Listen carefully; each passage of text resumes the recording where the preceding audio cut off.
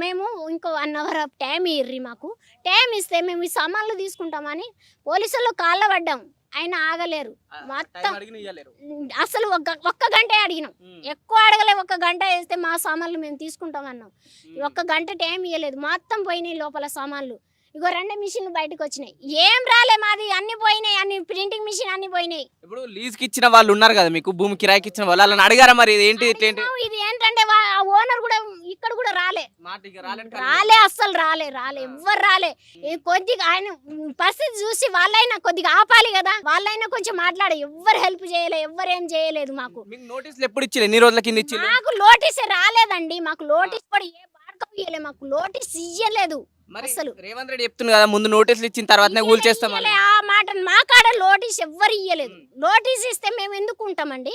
మేము రెంటర్స్ ఉంటున్నాం. మా ఓన్ కాదు కదా. మేము ఖాళీ చేసుకుని మా జాగ్రత్తలో మేము ఉంటాం కదా.